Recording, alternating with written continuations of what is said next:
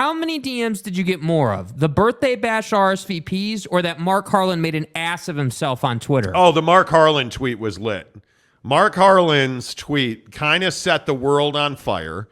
Mark Harlan on Twitter yesterday went in on Dennis Dodd. So Dennis Dodd, as we told you, had a story about the aggressiveness that is currently the Big 12 waiting for members of the Pac-12 to jump in the water and grab the life ring. That's essentially what the Big 12 is doing. And here's the problem, though. I don't know Dennis Dodd. I think I've maybe interviewed him 2 or 3 times in my entire life. But Dennis Dodd, like all of the national guys, are all reporting the exact same thing. And they're reporting what we're hearing as well. And usually in our line of work, if you look at this tweet, when a tweet like this happens, it's only one of 2 things. Mark Harlan's feeling the pressure and he's trying to deflect, or he is just fed up and he knows the end is near.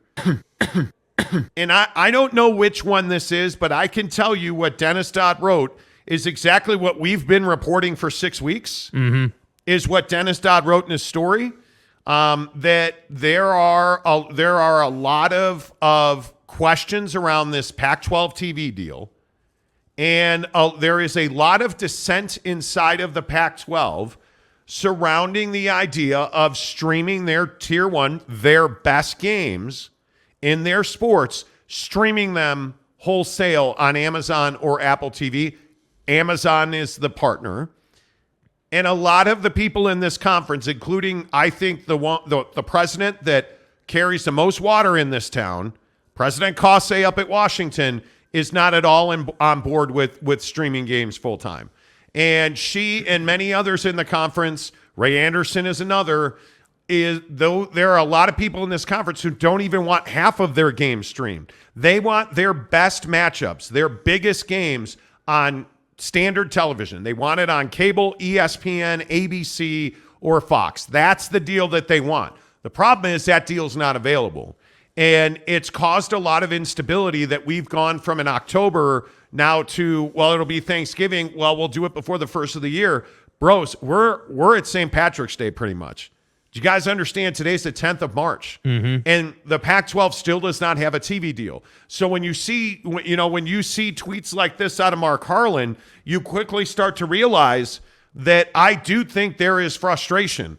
Dennis Dodd putting out a story to which the athletic director at Utah says, and you put the voice in your head that you heard, right? Because when you read this tweet, tell me you didn't have a voice in your head being like, oh, give me a break. Give me a damn break. Give me a already. break. Jesus. Like, I don't know. Is that a flabbergasted tweet? Like, what is your reaction to that? Yeah, my reaction is he overreacted. My reaction is that he doesn't have good control of his emotions on Twitter as the athletic director of Utah. And I think, you don't get a free pass when you hold that kind of position. I mean, look, I don't even get a free pass from media members in this town when I say you got to pay for their stuff or not, right? Like, this guy's definitely not getting a free pass when he tweets something like this. Like, that's just the reality of the situation. When you say stuff, people are going to hold you to it. And I think what Mark Harlan doesn't understand is that this is 2 in a row now, right? Like, I look at the tweet in December. Oh, we're not leaving. Okay, now the next time you address the situation, you're saying, give me a break? Like, why not say, hey, right now, I don't see Utah, I don't see any truth to this reporting. Why not just say, hey, I know there's a lot of noise about this in the media. I respect Dennis Dodd, but there's, from my standpoint, from my perspective, where we're at in our process, there's no truth to these rumors, or this is not going to happen, or whatever the hell he would want to say. However you would want to coach and ease that, right? Like, however you would want to say that in a way that's PR friendly, that gets your point across. That's what he should have done here. Or really, furthermore, he should just not have tweeted at all. And I think a big part of this is that George Kliavkoff can't say anything right now because the only thing he has to say is we don't have a TV deal done. So his ADs are sitting here, dying in the desert sun, if you will, and they're looking for a little water. They're a little frustrated. They're a little, perturbed by the fact that they're in this position. as a conference that's, God almighty academically, as a conference that is a P5, as a conference that, is usually on the outside looking in, but on that fringe of getting into the college football playoff. Yes. Like, as a conference that could be way more successful, I understand why Mark Harlan might be frustrated. I understand it completely, but this is completely irresponsible out of Mark Harlan. Yeah, I think that's an interesting word, irresponsible. And I wonder what you guys think about it in the comments as we talk about this tweet from Mark Harlan in response to Dennis Dodd from CBS Sports yesterday, because everybody reacted to it. I mean, I don't know that there's anybody in the great state of Utah who didn't see it or didn't react to it. I mean, you can see right there in the bottom right above our graphic there, the 1.1 M, that's 1.1 million impressions. A million people saw that tweet. And I'm just flabbergasted by the fact that Mark Harlan, an executive in college athletics, lost his cool to the point where he's tweeting that. Because I also think if you look at this tweet right here from Mark Harlan to another media member where he says, "We're not leaving," totally unsolicited. You guys remember this, right? This is Mark Harlan replying to this, where on December 6th at 10 in the morning, Mark Harlan replies to John Kurtz, the Pac-12 standalone game, about their ratings in a championship game, and Mark Harlan says, "We're not leaving." And again, I don't know. Maybe you guys have a different perspective on this. I think this is conduct unbecoming of an athletic director at a university of the caliber of a Utah. Mm-hmm. Utah should be leading the path. They should be laying the path and leading the members down the path to prosperity. Mm-hmm. Instead, I feel like Mark Harlan tweeting at media members, the caliber of a guy like a Dennis Dodd, which I read this tweet as frustration. This seems like conduct unbecoming from Mark Harlan, and I actually respect Mark quite a bit. I think he's done a very good job at Utah. But this conduct now, it's not accidental anymore. It's not. I think every time you have a media member that says something even a little bit contrarian to where Mark Harlan is philosophically, I feel like this is the response we're getting. Mm-hmm. Yeah, and I think that, the thing... So, like, I don't generally, when we're talking about the things that people tweet, right, everybody's entitled to their opinion, but I think when you're in his position, the AD of a P5 university like Utah, what I would call a prestigious university, 100%.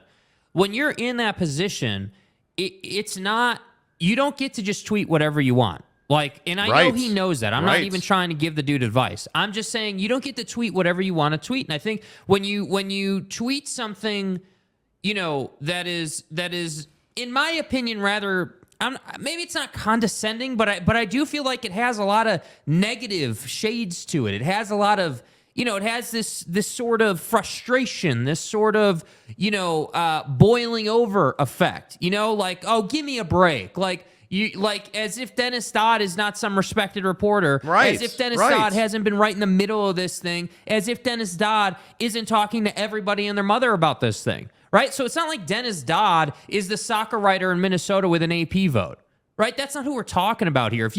If he had said, "Oh, give me a break," about the soccer writer in a vote, let's say, right? Okay, I'm with you, bro, because I and we basically say the same thing about that guy all the time. But this is Dennis Dodd, right? And I'm not saying Dennis Dodd is the Jesus Christ of college football reporting, but the guy is solid. He's reputable. He's reliable. He's not some, hit piece guy. He's doing his job. And I look at this tweet and I just say, man, like you could have gone so many different directions. And furthermore, you could have tweeted something that would have put you in a power position in the conference. Like if he had come out and tweeted, like I was saying, something more professional, something more PR friendly, something like, hey, I respect Dennis Dodd and his work, but the reality of the situation is, George Kliavkoff is handling this, and I haven't heard anything about us moving or the Big 12, picking us up or, whatever he would want to say. I just think there was an opportunity there, and he went so far to the left that now he's messed that up. I mean, way to the, you're not drifting into the next lane. Like, you're onto another freeway, dude. And part of me, it's crazy to me. Like, we had a conversation before the showroom today about, does this tweet, what kind of impacts, if any, does this tweet have on the Big 12's, big picture negotiations, right? Because we told you late last week, early this week, that Brett Yormark had been working with Tom Holmoe to try to pave a path for Utah to join the Big 12. So then when Utah's AD comes out and tweets something like this, it does kind of beg the question in my mind, hey, what would Brett Yormark think of that? Does Brett Yormark see that and say, oh, well, he's just frustrated? Does Brett Yormark see that and say, hey, what the hell is this? Does Brett Yormark see that and say, yeah, this is why we're struggling to get Utah in. But but the other question is, if I'm Brett Yormark, you know what I want to know? Does Mark Harlan speak for the University of Utah? Because he's not the president, he's not the chancellor, he's the athletic director. Mm-hmm. He has, I'm not going to say zero, but he has very little say on the long-term path of the University of Utah. Right. And again, I will just tell you, as we've heard for weeks now and months now, really, Utah doesn't, in my opinion, want to join the Big 12. I don't think they're like, oh, man, whew, let's go, baby. Stillwater, here we come. Manhattan, Kansas, here we come. Lawrence, here we come. Morgantown, we're going to skip that game. They're not like, oh, can't wait to get to TCU. What's up, big bro? Right? That doesn't feel like what we're seeing with Utah. What it feels to me anyway is that we're seeing a situation where this is their fallback plan. That's what it feels like to me.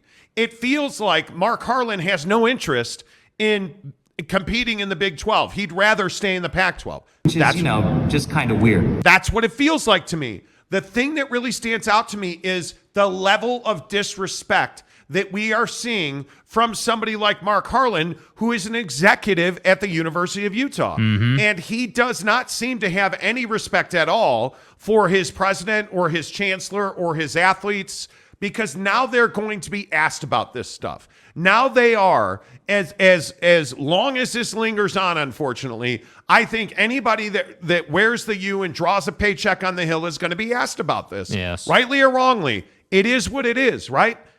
I think that Utah has no desire to join the Big 12. Facts. But I also think that Utah realizes the Big 12 may be their best option to be financially viable as an athletic department. Mm-hmm. I think Utah realizes that there is value in the Big 12, but they value the Pac-12 more. They value their relationships in the Pac-12 more. They value the academic standing of the Pac-12 more. They're doing quite well in research dollars. And hey, listen, all of that's great.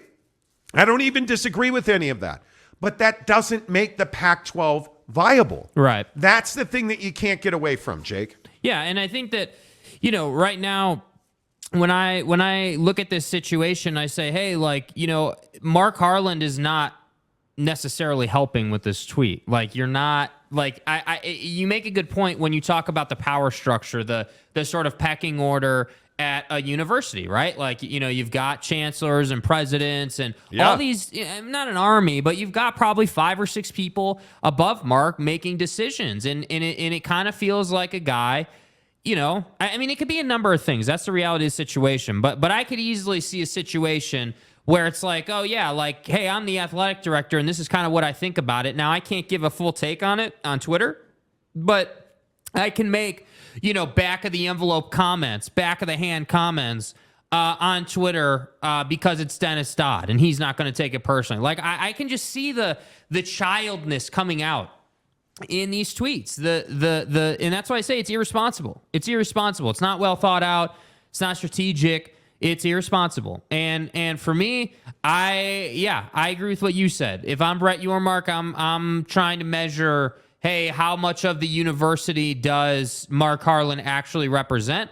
Or is Mark Harlan actually just like the athletic director and he just represents that sort of sect, much like ESPN within Disney, right? Like Mark Harlan is just the athletic director, and he's this one sort of category inside of this bigger umbrella. That to me is what I'd be trying to gauge. But I just saw this and I was like, dude, like, what are we doing? What are we doing? Once again, what are we doing at Utah? Like, once again, Tom Homo is working his ass off allegedly with the information we're getting to help you get to a more reliable and a more stable position, and your athletic director can't help himself on Twitter. Well, and what do you say to Taylor Randall? Does Taylor Randall, who, by the way, for those who don't know, Taylor Randall is the actual president at the University of Utah. What does President Randall say to Mark Harlan about this tweet? Does he say anything? Does he know about it? Let's go. No, well, I highly doubt that, but does he care? I think it's a really interesting question. Yeah. Because my struggle is that we hear repeatedly, like, Utah and the Big 12 are making progress. We talked about this Friday. We've talked about it all week long. I told you yesterday, we were told by very high-placed sources in this process that Utah was looking for financial stability. They did not want to take a less than full share. And by all accounts, that's been worked out. Facts. And a lot of people have said, well, they have a pro rata, ESPN will pay for Utah. Why is that an issue? Just because ESPN's willing to give the Big 12 a full share for Utah doesn't mean that Utah gets a full share.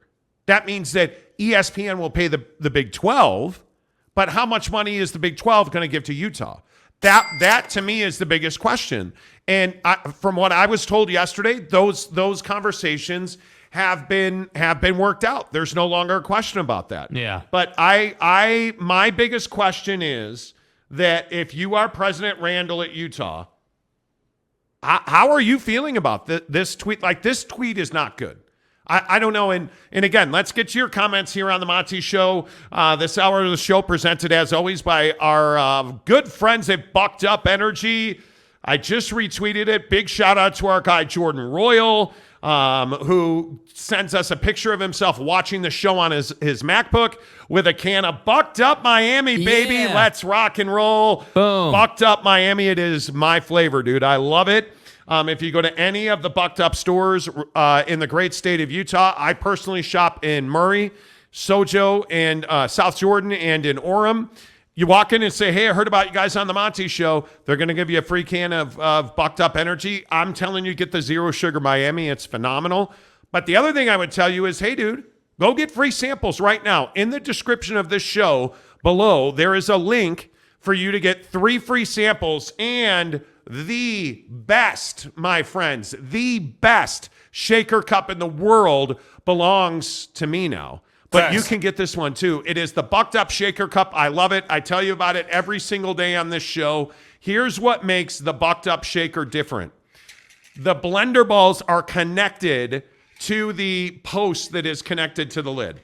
Yeah, dude, no more blender balls in the no more blender balls in the garbage disposal. Thank you very much.